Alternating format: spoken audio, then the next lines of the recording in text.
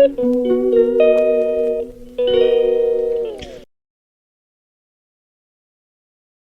guys!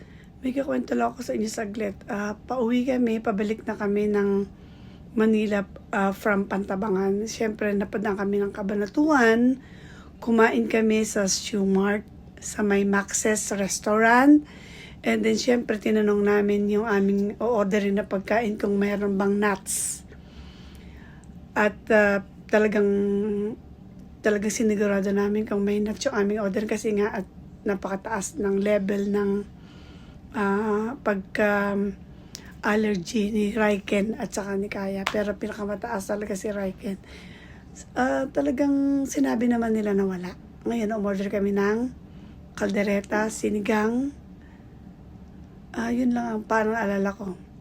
Tapos, siyempre gutom na kami. Siyempre malayang biyahe. Pagkatapos, nun, kumain na, habang kumakain na, naubos na ni Raiken yung kaldereta. Kaldereta kasi yung kinain niya. Paborito niya kasi basta mga may sauce. By the way, pagkatapos niyang kumain, busog na siya. Medyo kumapal na yung nguso niya. Pagkatapos nun, medyo nag-stay kami ng konti muna dun sa Shoemart.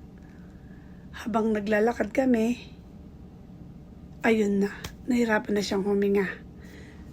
Yung kanyang hingahan ay namagana. Akala siguro ng Max's. Akala lang nila yung allergy ng aking apo na si Raiken ay mangangati lang sa skin lang. Hindi nila alam na sa loob yung kanyang allergy. Na pag nakakain ng kahit konting peanut ay mangangati. Kaya sana naman pakiayos-ayos nyo naman po ang mga ganyan pag tinanong kayo, mga restaurant, sa lahat ng restaurant dyan sa Pilipinas. Pag sinabing kung may peanut ba yan o may nuts yan, pag tinanong ng customer nyo, sabihin nyo naman po na kung meron o wala. Or kung meron man, hugasan nyo naman mabuti ang mga kaldero nyo, mga sandok. Baka nagkaroon tayo ng cross-contamination. Or hindi ko alam kung yung kaldereta nyo ay may peanut or may nuts na nilalagay. Ewan ko naman kung bakit nyo nilalagyan ng nuts ang kaldereta. Ay, papatayin nyo yung apo ko guys. Nananawagan ako sa inyo dyan ha. Sa lahat ng restaurant dyan sa Pilipinas. Lalo na dyan sa kinainan namin sa Max's restaurant. Ay, Diyos ko day, patawarin. Nanggigigil talaga ako. Gusto kong sugurin yung chef dyan. At ito na nga, sinugod na namin siya sa ospital. Bago yan, nilagyan na siya in-injection na siya ng mami niya ng EpiPen. Tapos, kailangan siya talagang idala sa ospital. Shout out sa doctors, hospital ng Cabanatuan at ayan, mababait naman ng nurses at saka yung doktor dyan. Shout out sa inyo at inalagaan niyo mabuti ang apo ko. Ayan, na-injection na siya ng steroids. Nakahinga na siya kasi nga mahigpit na ang kanyang paghinga. Ayan, at sana naman hindi na maulit ito. Nakakatrauma. Buong bakasyon ng apo ko ay nasira dahil dyan sa pagkain dyan sa Max na yan. Anyway, maganda naman tong hospital na napuntahan namin, ang Doctors Cabanatuan. Thank you sa mga nurses na nag-alaga, sa doktor. Biker! Diyos ko, makatakot, no? Ano ba ito? Naka-road bike? Oh my gosh, too close to us. He's trying to drop the truck. He's trying to not get any wind. Going, what, 45 kilometers?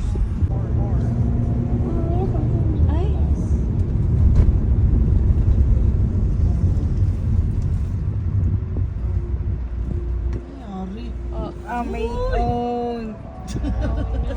Very good ka naman. Buti na kapag ano pa, no? Nagbigay pa siya. Tatlo. May ano pala. Apat na tayo. Buti yun. You're on the record. Ay, ito na. Daming crack. Dami rin palang ditong ano. Mas okay, parang mas ano pa doon na. Ay, may kalabaw! Asan? Right there! Saan? Right there! Where? Sa unan. Right there! There's Yung a ano, kalabaw. It's right yung there. may carry. May carry. Oh, video nyo, video nyo. Ito na. Slow down. Kaya pala mabagal kami, may kalabaw. Oh my gosh. Siya nawa. Oh my, this place. Well, this is...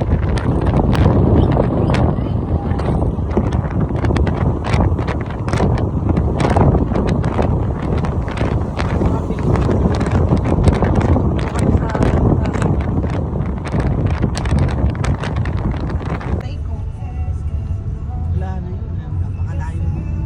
Sa gabi Ito, na ito, yun. mga hotdog to, mga barbecue. Punta naman yun. Isaw.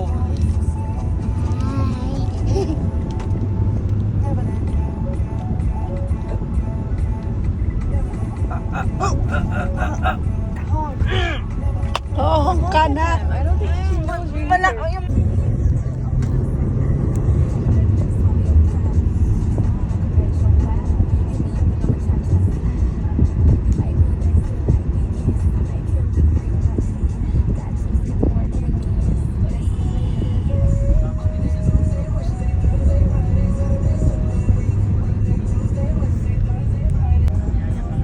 Kasi dati, okay. Dati dito kasi...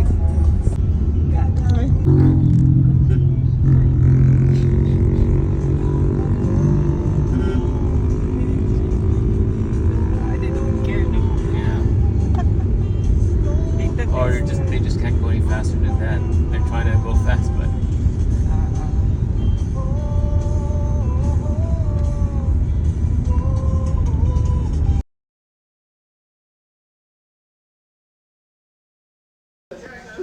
Kita pala kami ni Insang Adi. Hello, shout out.